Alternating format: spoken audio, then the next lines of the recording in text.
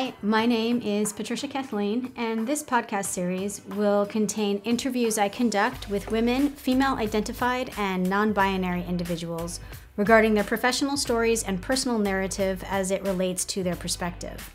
This podcast is designed to hold a space for all individuals to learn from their counterparts, regardless of age, status, or industry. We intend to transparently investigate the evolving global dialogue regarding underrepresented figures in all industries across the USA and abroad. By hosting these stories and conversations, we aim to contribute to the changing platform and representation of these individuals for the future. Now let's start the conversation.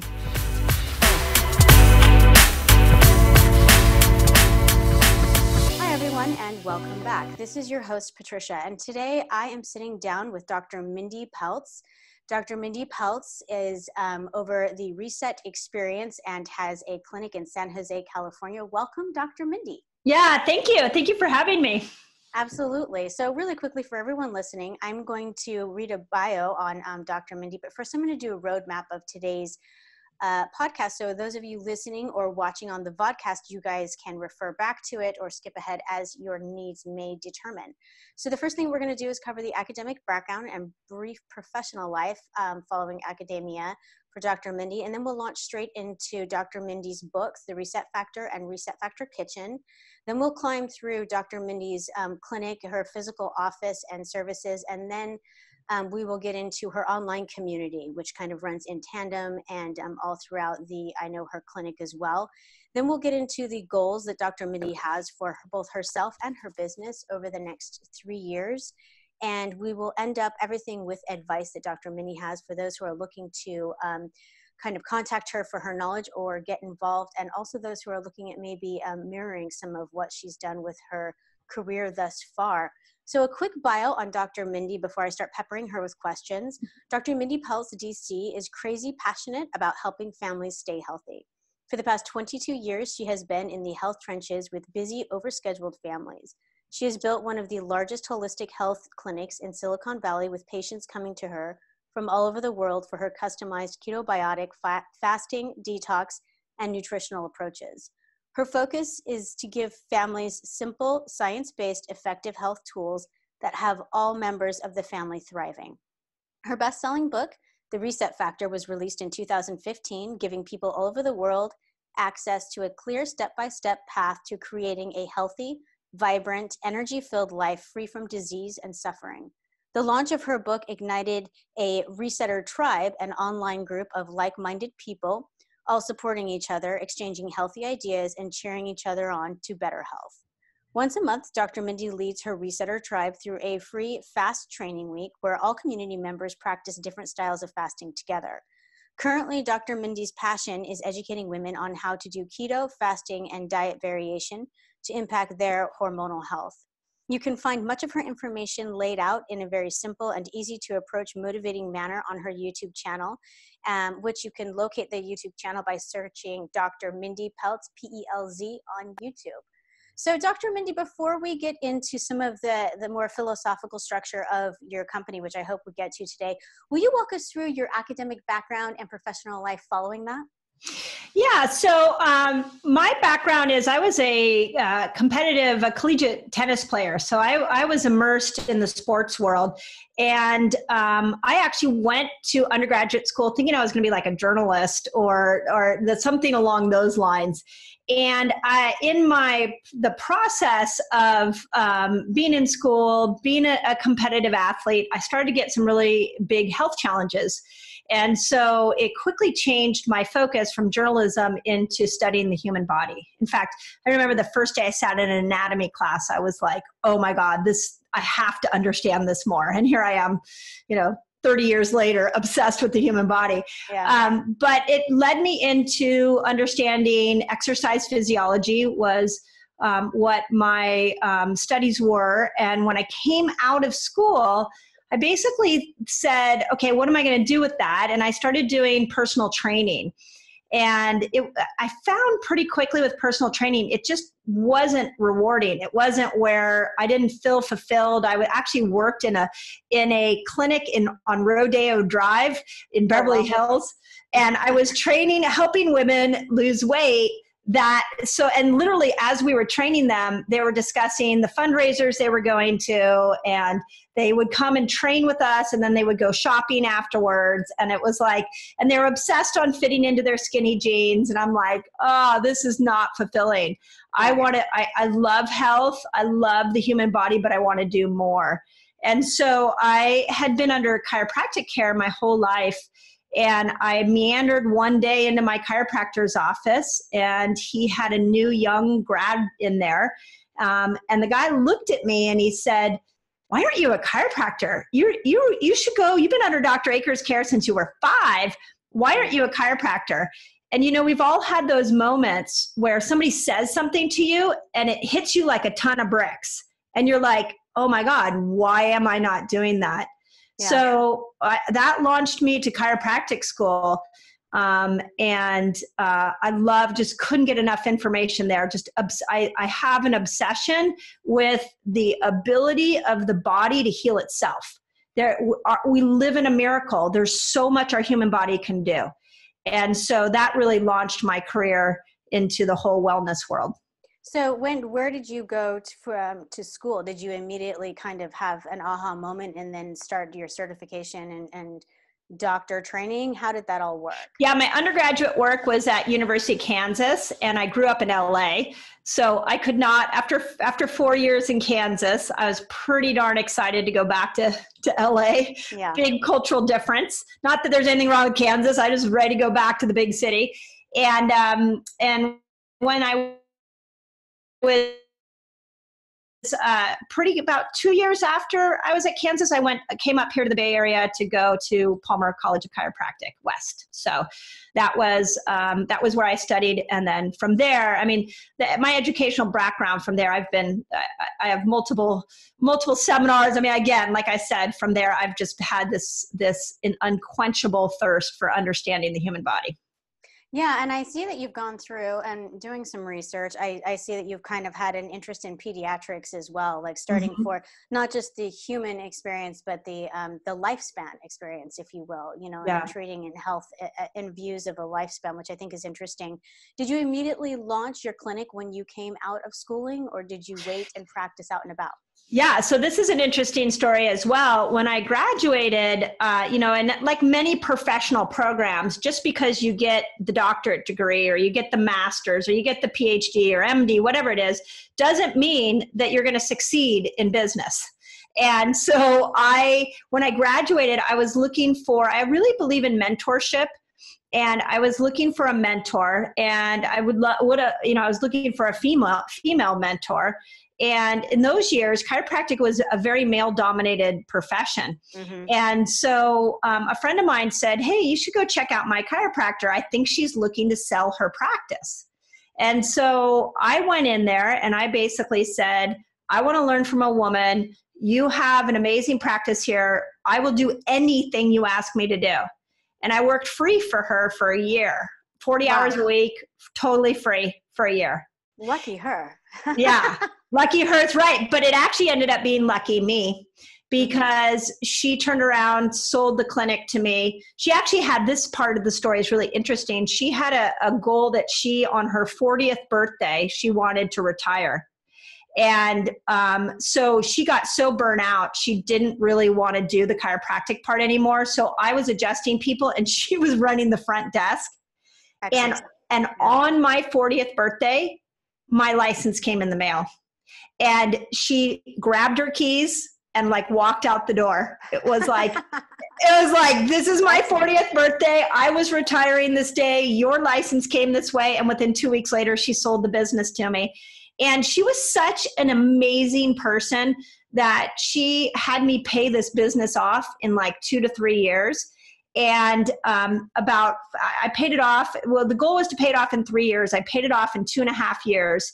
And she, about 3 years after I paid it off, I randomly got a 7,500, 20 cents check in the mail from her. This is how much integrity this woman had. She was going back through her taxes and found out that I had overpaid her by that much and sent me a check. Wow. Who does that, right? I mean, like, incredible. Yeah. She had such incredible integrity. So you took over a business that had already been filled with integrity. I imagine the clientele built into that, therefore, was also, people who were really looking to heal. And you find those communities, a system is usually healthy inside and out. You don't get a polished outside with something working on the back end. Yeah, right. Yeah, yeah. That's fantastic. That's such a dreamy beginning, Very dreamy, very dreamy. No, it was like the universe was looking out for me and just said, here, you connect with this one. And you're right. I mean, her heart space, her integrity, she taught me a lot about building a business from the inside out, that your business is a direct reflection of you. So if you are off, if you're struggling personally, that your business will start to struggle. And so she always advised me to go back and look at myself and what I can do to improve me to improve my business. Absolutely. What year did you officially take over the business, that 40th birthday? That would have been about 1996. 1996. And then from there, what was your initial, let's take the first decade. So into 2006, did you paid off the business loan quickly for all intents and purposes in most industries, 2 to 3 years is fast. But, $250,000 loan. Oh my. Yeah, paid it fast. Unbelievably fast. So within the first decade, did you maintain, and I'm interested, we're going to climb into as we get into your books and things like that. So I don't want to give too much away, but you have a very specific emphasis on like the gut microbiome and heavy metal detoxification and things like that you're under right now, that you are very much so, a champion of these conversations. Did that evolve slowly, or was that always kind of one of your areas of focus? Yeah, the story, the way that it unfolded for me is when I stepped into her practice, I just brought a lot of passion and love, and the practice grew. And in those days, you would give someone chiropractic care, and honestly, they would just heal. Like you would adjust somebody, and if it didn't matter what they had, migraines, neck pain, low back, like they would heal, and it was beautiful. And it was a real win-win. And then about 10 years into practice, I just started to notice that people weren't healing at the same rate. And I kind of would start to scratch my head. And I was at a seminar one day, and the guy speaking said to me, you have to realize that the patient you're dealing with today is a different patient than you dealt with 10 years ago. And that really stuck with me. And I went and I looked at our environment. And this was about the time that glyphosate was being introduced into our food. And it was also about the time books like The Wheat Belly came out, where all of a sudden we were starting to see that gluten intolerances were not just for people who had celiacs. Mm-hmm. That there was a lot of research now showing that the way gluten was being developed and harvested, that was a GMO version. It had something called Bt toxin in it that destroyed the gut. So all these patients that were not getting well, that all of a sudden mysteriously were not getting well, when I went in and took them off gluten and I started to repair their gut, they got well. And it was like, oh my God, there's something here. And that really launched my nutrition practice. And, since that time, I've been in practice now 23 years. So that was 13 years ago. We have more toxins in our environment. We have more toxins in our food. And once I started to look at, okay, what is the human body going through today? Then that's where I morphed my whole business model shifted, because I had to meet the demands of what the today body was dealing with. Right. I hadn't even thought of that, but being in, in the healing industry, to be able to look at the changing landscape of health and sickness and shifting your focus accordingly is necessary. I think if you're Yeah. going to provide awesome care, let's drop straight into, I want to get into the reset factor. And for those of you watching this on our vodcast, this is the book, and I've read it and I've marked it up, and I really like it. And I felt like I was already educated into a lot of your educational techniques because I've been watching your YouTube for about a year, and not so much. It's, I've learned a ton new in the book. So I encourage everyone to go out and get it. But let's start straight off with the reset factor. You published it in 2015. And can you talk about like the main goal of what it was supposed to do and what it is? Yeah. So once I started to see a formula working in my office, about that time, I also had a patient that really dramatically shifted the way I do everything. And all my social media, my books launched from this interaction with this patient. And what her story is that at 40 years old, she was given a breast cancer diagnosis and she had no symptoms. She had no indication that it was going. She just went in for a routine mammogram and boom, came out with a breast cancer diagnosis. And she ended up, they gave her 3 months to live and she turned it into 11 years. And in that process, I met her at 3 months after her diagnosis. And one of the things that I asked her was, what do you know about food? And she looked at me and she said, what do you mean? What does food have to do with my cancer? Which is like really crazy to think about now. But I said, there's toxins in your food. And she looked at me and she said, are you telling me that if they put some food in a market called Safeway, that that food is not safe? Mm-hmm. And I was like, yep, that's what I'm telling you. So as I saw her go through the suffering and the struggles and all of that to put her health back together again, and then to eventually lose her life, there was just a trigger in me that was like, I can't keep quiet anymore. I got to get out there. I got to do something. So the reset factor is actually dedicated to her because she was the catalyst that made me go, it's not okay to just stay in my clinic. I need to get out beyond my clinic. I need to start to educate people. So we put the Reset Factor book out, and people, I think it was really beautiful because people started to see that, they could understand their body more. Were given a really concrete approach to not building disease. And from that, people wanted to know more, and it just launched a whole movement from there.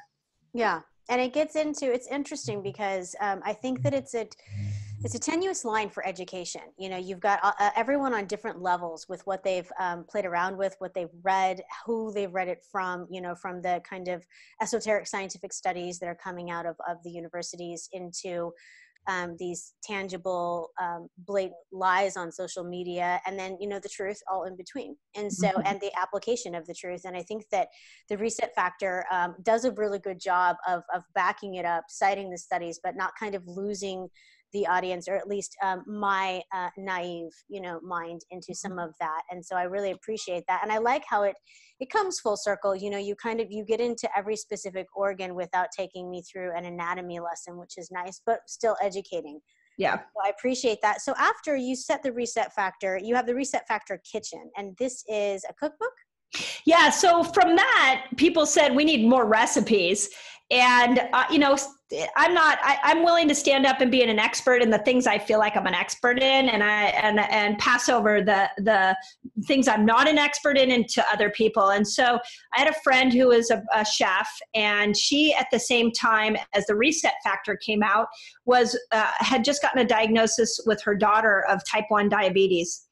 And she was starting to understand that the way she had raised her children could have been contributing to the type 1 diabetes, and trying to understand what it meant to raise a child with type 1 diabetes.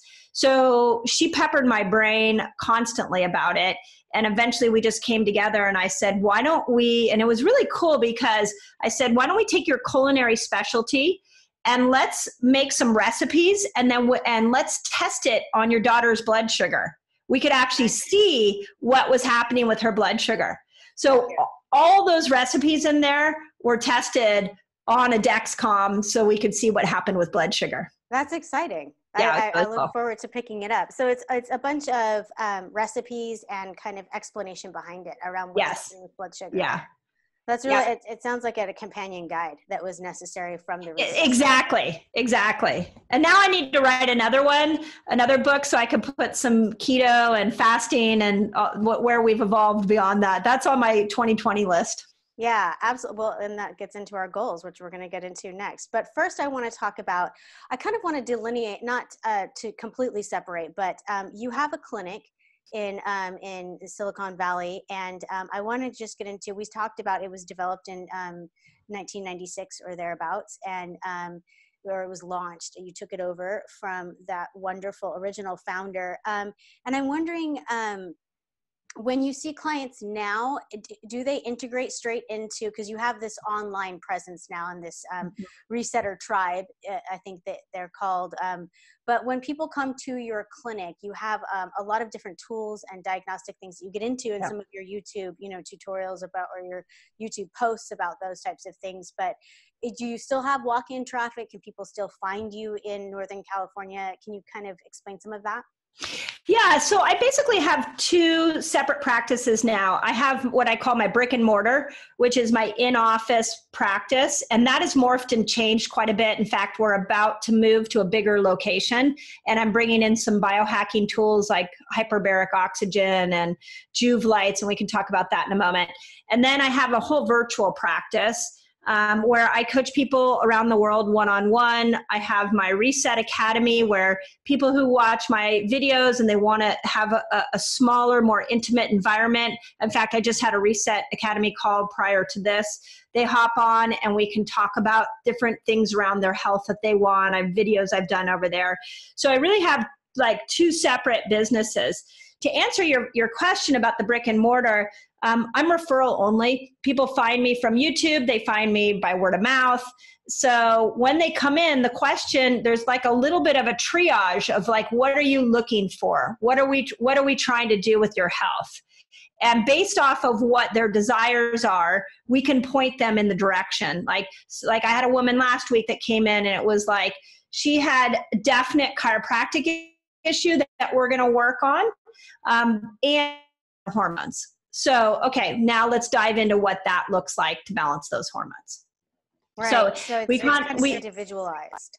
It's totally customized to what their needs are and what they're trying to do with their health.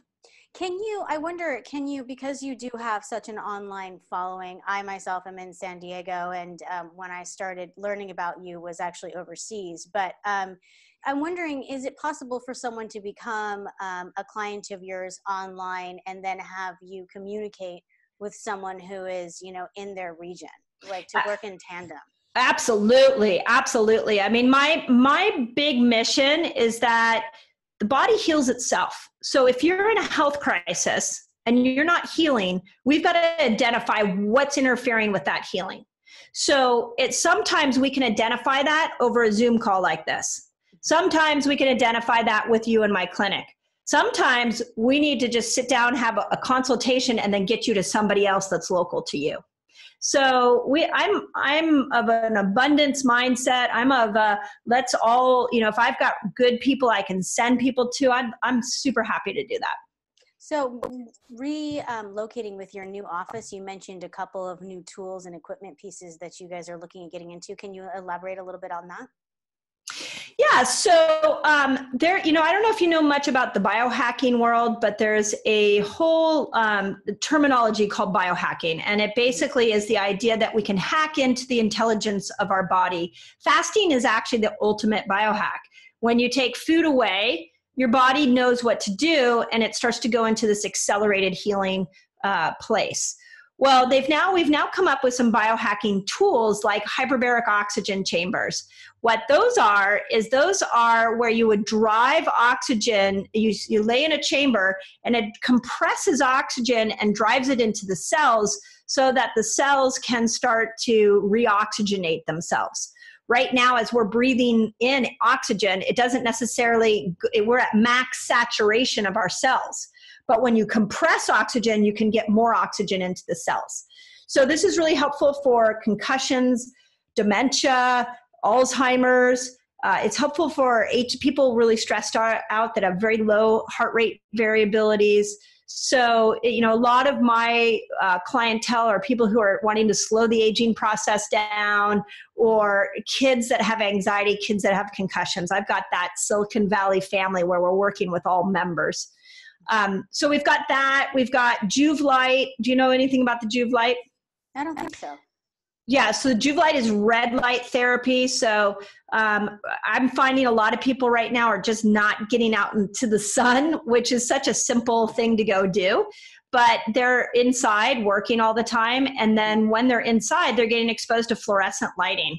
So red light therapy is known to repower up our mitochondria of our cells and bring back in a 10-minute session. You can get what hours in the sun would be like, but without the harmful rays. Is it the same vitamin D transfer and things like that? Yeah, vitamin D, collagen on your face, testosterone. It helps with the thyroid. There's some really muscle power, because wherever there's a lot of mitochondria, it can help. So eye health. There's tons of mitochondria in the muscles, so people are using it for sports performance and recovery. It's pretty neat. And then we have an infrared sauna that it simulates like a fever. So when you sit in it, it burns, it heats the cells up from the inside out. Mm-hmm. So my whole clinic has now been built around the idea that your body is a miracle. It can heal itself. And we want to apply as many tools to it to help that healing process out. Yeah. No, go ahead. Oh, I was just going to say, I love the, it's rare. It's becoming a little bit more popular, but this concept that the body, we need to get out of its way, that it's designed to heal and help itself. I think it's hysterical and also just so accurate that as the more advanced we've become with medicine, I think particularly in this century, that we keep intervening, and we survived as a species because we were able to kind of overcome a lot of things in a homeostasis state, in a proper state. And so I like that a lot of your philosophy is built around, this idea of getting the body to do what it naturally was built to do. And that return to health it feels like the goal of every time you describe, particularly. Yeah, and I think we've really, what's the perfect example of that is antibiotics. Oh yeah, it looks like your screen froze for a moment. No, you're fine, go ahead. The perfect example of that, the perfect example of that is antibiotics. So here we were giving antibiotics for so many years, and now we've got a superbug problem. Antibiotics aren't working. So we need to find opioids. That's another perfect example. Here we were giving people pain relievers, and now we burned out their opioid receptor sites, and there's no drug on the planet that's going to help get these people out of pain. Right. So in my opinion, we've hit a tipping point where modern medicine has gone to such an extreme for so many people that we need to go back to the basics. And when you go back and you look at how the human body was built, it was built to heal itself. So, if it's built to heal itself, but it lives in this stressful, toxic world, what can we do to give the body every tool accessible to heal itself in this environment? Mm-hmm. And that's everything I do online, YouTube, my clinic. It's all built around the intelligence of the body thriving in this toxic world. Right. So let's climb a little bit more into that with the online community, the Resetar tribe and fast training week and things of that nature. It seems like you not only, are utilizing your wisdom and all of your education, but you're also kind of mobilizing, this encouraging group of people that motivate each other and kind of communicate with one another. And you've done that online. So can you tell us about the Reset Academy or the Resetar tribe and fast training week and all of that?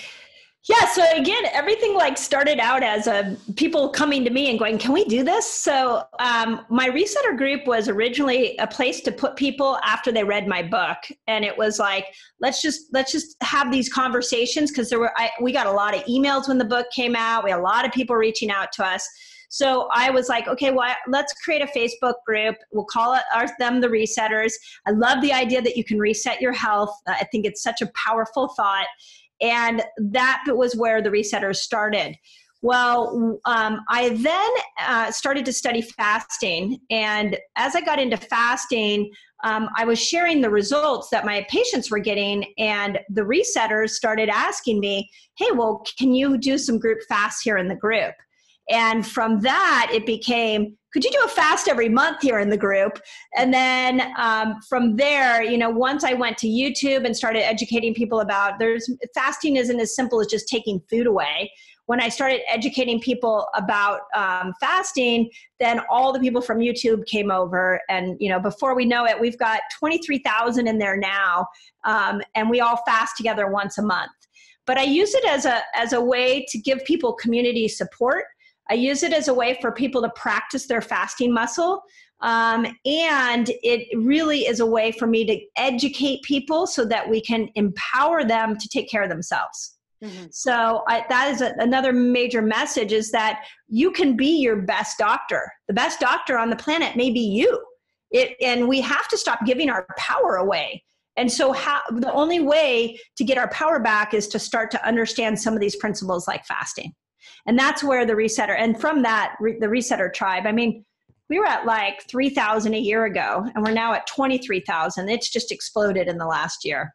Yeah, I think the community and like you're saying, the idea that fasting is not just the removal of food. There's so many different kinds of fast, and I appreciate that you you take a lot of time to enumerate those on different channels. So on your YouTube, you get into autophagy and some of these different, because there's so many different kinds of fasting. So many different lengths. And I think that even, I'm not sure, your fast training week, it seems like you guys play around with some of those. We play around. Yeah. I always give people the idea, like, you can water fast if you want. So I give them two options. You can water fast, and I'll show you how to do that if you want to do a 3 to 5 day water fast, or I play around with different principles. So like this week, where is it a fast training week, and we're talking about all the chemicals that get released in your body when you're fasting, and then these different eating styles. So that's exciting. It's really fun. And people are thirsty. They want to know, like, a lot of people will reach out to me and say, I can't believe you give so much free information away. Mm-hmm. And my feeling is, if I have the information, if I'm excited, I should be disseminating it. The doctor means to teach. Why don't we have more doctors that are teaching? And that's just the presence in which I go from. Absolutely. Yeah. I think hoarding information is Stalinism at its finest. It's terrifying. Or you got to pay me for the information. Yeah. We do in our academy, what we did is we said, okay, we then had to create a place where once YouTube and the Resetar group got so big, we were like, okay, there are people that were asking very detailed questions about their health. And so we created the academy, where in a smaller environment, we could do small groups of people and help them to teach themselves to heal themselves. So that's where the academy is like, okay, now let's take the really motivated ones, the ones that are really needing more help, and let's keep it small. Let's keep it intimate. Let's help those people in a group environment. Exciting. With your office, your brick and mortar, will it stay in the same area? Yeah, we're moving 2 miles away. I built a clinic that's 1,000 more square feet than what I have now. Wow. I've gone from like 5 treatment rooms to 9. I'm able to bring in the things like the chamber. I want to bring in Pulse Wave. It's a PEMF machine that helps with mitochondria. So we've got some really cool pieces of biohacking equipment we'll be bringing in. But it's definitely bigger. And I can do a lot more there. And you see clients from into older age all the way down to young children. Is that right? Yeah. Oh, yeah. My oldest client is, several of them are in their 80s, and we have newborn babies. So we are dealing with the family as a whole. And then I do have individuals that come in. And some people come in and they just want to use the reset. We call it the reset room. All the biohacking equipment, they just want to use that. Some people are interested in the chiropractic. So there's a little bit for everybody. Yeah. As a business owner, with that kind of change in growth and diversification, if I can kind of shift the focus for just a second from, kind of the philosophy behind the medicine you practice and into the businesses, did you ever find yourself growing too quickly, or did it always have like a natural, gradual rise? I mean, the expansion in, your online community going that quickly over 1 year can be really quick. a little bit debilitating, Yeah. unless you have your wits about you. Can you speak to like the growth changes throughout the past, 5 years and how you've kind of adjusted to that? Yeah. I definitely one of those women that just wants to do it all. I'm like, okay, give it all to me. I'll do it all. And I am starting to realize I can't do it all. So I've had to fill in with the proper staff. So, how do I backfill with people that can really support me? So I've got a team of chiropractors that now help me. I have a virtual team that answers a lot of our questions online. So I've had that. I think the growth, the biggest part was that it took me hitting points where I'm like, I would go to bed at night and I'm like, I don't think I can do any more. I can't answer any more questions. I can't help any more people. And then it was like, okay, no, we're on a mission to empower the world. So if we're on this mission, I've got to not be the block. And so we started to fill in and train people to help. And we now have my virtual team. We've got 1, 2, 3. We've actually got 5 people helping with the virtual world. Some of them are part-time, 2 of them are full-time. And then in my brick and mortar, same thing, about 5 employees that help with the reset room, the biohacking stuff, and the chiropractic. So I think the biggest shift has been filling in so that I'm not taking the brunt of everything. Yeah. Okay. So you have waited until the need has kind of, you haven't kind of premeditated that out and then hired. It's been, we've got all this growth, we have to handle it now. Right. Yeah. And there's been a lot of decisions where you're like, okay, well, do we just not respond to the people on YouTube? Is that the kind of YouTube channel we want? Right. And then my answer to that was like, no, I'm not about walking around talking about all my subscribers, but not nurturing my subscribers. So I felt like I wanted a platform there. Then Reseters got so big and it was like, okay, how can we support these people? And so we've just made really conscious decisions at what are we trying to do? And I think for me as a business owner, it's been really important that I don't get caught up into the ego of the number, but that people are getting quality information. They're coming into quality experiences. And that was where I had to start hiring more people because I just didn't have enough hours in the day. No. Yeah. I imagine with that kind of a growth and with having that kind of a reach, when you have a company that has the 2 branches that you have, where the physical as well as the online, I mean, you have 2 areas of exponential growth that have their own kind of, life cycle unto themselves.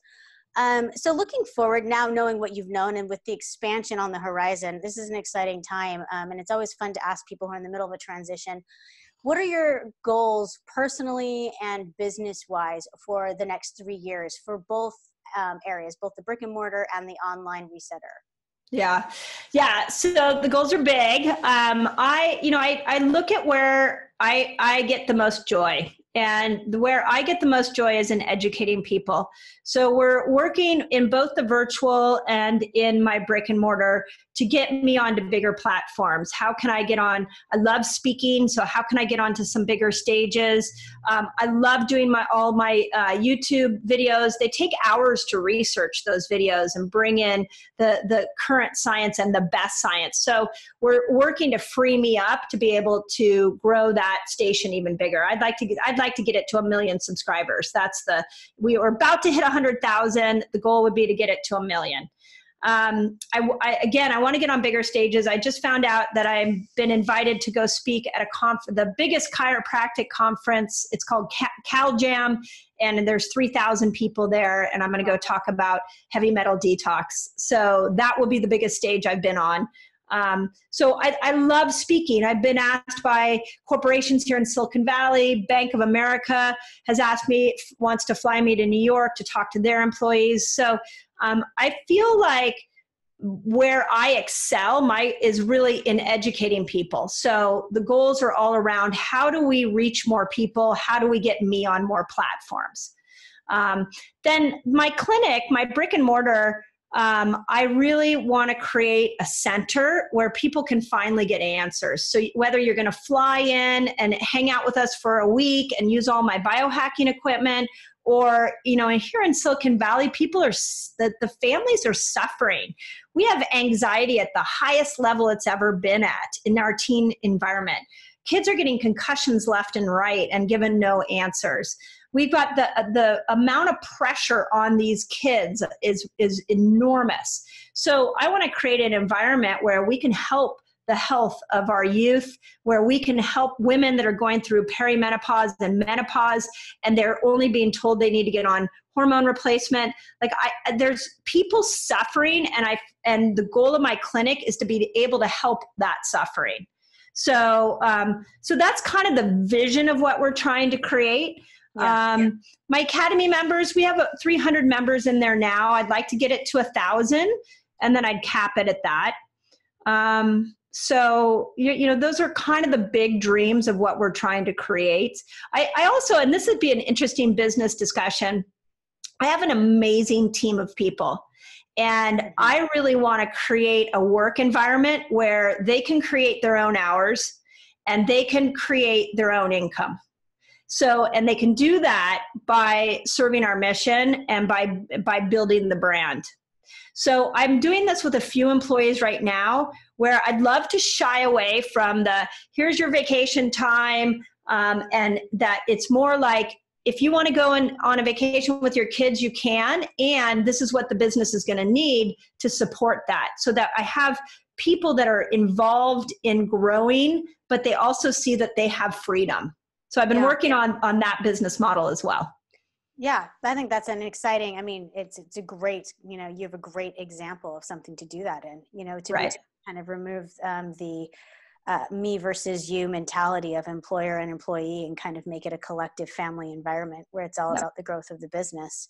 Yeah. We are so October and Patricia Kathleen podcast with female founders and entrepreneurs is very dedicated to women's health. And so I wanted to, before I let you go, and I know you're busy, but I kind of wanted to climb into not recently, maybe in the past couple of months, I've watched several of your YouTube informational posts regarding, I have a difficulty finding a lot of people that are addressing female phases and stages of life. And I feel like this is on the verge of beginning to change. And I think that you're one of the first people that I've seen speak to it. But you have a lot to say about fasting and women's stages such as menopause, perimenopause, postmenopause. And I was wondering, what caused you to kind of look into that? If it was your patients and your clients coming in, or what the impetus for you kind of analyzing that, because there's such little research done on something that affects over 50% of our population. Yeah. And all these different stages. And I was hoping that you could kind of speak to that a little bit before I let you go. Of course. Yeah. So something interesting, I had a really cool conversation recently with Naomi Whittle. Do you know her? She wrote a book called Glow 15. No. And she geeks out on the science as well. And she asked me, she was saying that she thinks the biggest hurdle affecting women's health today is the fact that we don't have enough research on what women should be eating, what supplements women should be taking, even what medications we should be taking according to our cycle. Mm-hmm. And this ties into answering your question, which is, I was doing keto and fasting for years, and then I ran a hormone test on myself, and my hormones were tanked. I had the hormones of a postmenopausal woman, but I hadn't transitioned through menopause yet. So I realized, I went back and I looked at the woman's cycle, and there are peaks where we have a peak of estrogen a couple of days before we ovulate, and then we have a peak of progesterone a week before we actually have our cycle. And in those two peaks, we shouldn't be fasting, and we shouldn't be doing keto. And there are certain foods we can be eating, like progesterone building foods are like beans and squashes and potatoes. These are not foods that keto people eat. And I realized, it hit me like, holy cow, how come we've never been taught to eat for our cycle? Why, right? Yeah. Why have we never been taught that? And then, you go through perimenopause and holy cow, there's a lot of magic herbs out there, but nobody's going back to the basics and saying, here's what you can do to eat and to fast or not fast. These are tools you can do to have such a powerful impact on your hormones as you go through menopause, because those hormones are naturally going down. Mm-hmm. So, I always laugh that I didn't appreciate my hormones so much until they started to go away. And then I was like, oh man, I loved estrogen. Estrogen really made my skin glow. And now that it's gone, like, sheesh, I wish I had appreciated it 10 years ago. Mm-hmm. So I just became my mission to teach women, like, you need to look at your cycle. You need to look at where you're at in your hormonal health. If you're going through the transition to menopause, there's strategies you can apply. And there's not always a magic drug or a magic supplement. A lot of times it's a lifestyle you need to create depending on where you are in your cycle. And I think that's important. That's the dialogue that I found a drought or a straight up deficit in, because, my mother's generation didn't even acknowledge menopause. They just suffered in horrible silence. And then, then there was this slow trickle down of, the first time I heard perimenopause, I was in my 20s. I mean, it's just, these were not terms being tossed around if they did exist in the medical industries. But no one ever, the first thing that people did was run to hormone replacement and drugs that, were causing breast cancer inclines and, ovarian issues and all sorts of things. And it seems daunting that nobody has quite addressed that. We have foods, like you're saying, that are increasing progesterone and things like that. And with our cycles, like eating according to that, it seems like preparing for menopause or even looking at it through the lens of the diet, I just haven't heard a lot about it. Right. And we're lacking research on it too. So, we need to pour some research into it as well. Yeah, absolutely. Well, I encourage everyone to get on and at least look at those YouTubes, especially for all of female and female identified audience members.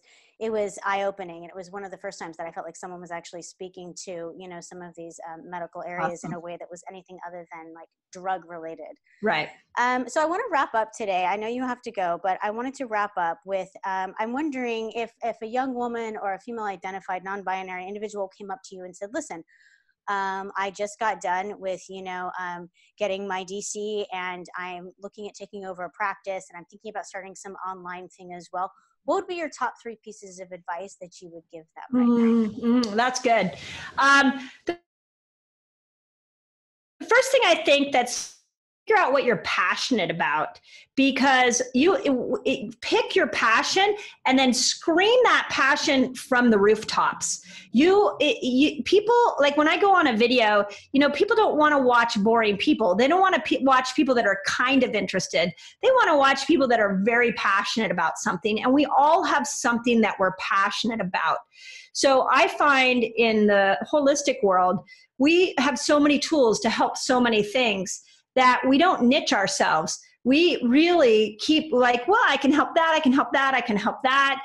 And you really want to niche yourself. So whether it's you're excited about the gut microbiome, if you're excited about posture, whatever it is, niche it and scream it from the rooftops. And so that would be my first advice.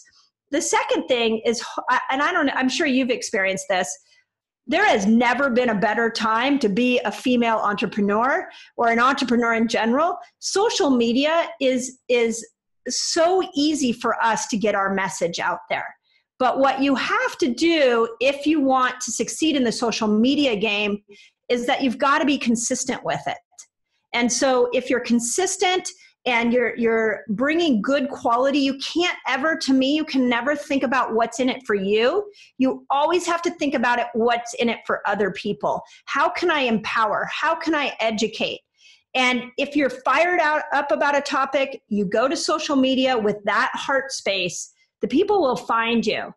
And then my last one, and the one that my colleagues ask me all the time, is they're like, oh, I'm worried about what people will think of me. I'm worried about the comments I would get. I actually don't flip and care what people think about me. I am on a mission to change healthcare. And as long as I am breathing on this earth, I'm going to do everything within my power to change how people approach their health. And if you don't like the top I'm wearing, you don't like the way I phrase something, I'm sorry, I'm on a mission. I don't have time to sit and deal with your negativity. So you have to be willing to get arrows sent at you. And your mission and your desire and your why needs to be so big that you don't care what people say to you. And those three things have built this mega online empire that is just like a train that can't seem to stop. It just is going bigger and bigger every week. I love it. So what are you passionate about? Niche yourself so that you stand out in your community. Number two, it's never been a better time to be a woman, and make sure that you're using social media consistently and to the best of your advantage. And number three, focus on your mission. The mission must trump your personal feelings. I love it. I love it. Perfect. I really I appreciate all of your time today. I know you're busy, and I'm so glad that you took the time to meet with us over Zoom and give us. I'm going to circle back around. I'm a persistent individual, and I will make you sit back down with us again and give us more of your awesome knowledge. Thank you so much. Yeah, my pleasure. Thank you for what you're doing. I mean, it really, again, the podcast world, there's never been a better time to get your message out. So this is awesome. As long as I can keep getting women like you, I'm going to be set. Thank you so much. Have a great day. My pleasure. And to everyone listening, thank you for giving me your time. And remember to always bet on yourself. Fun.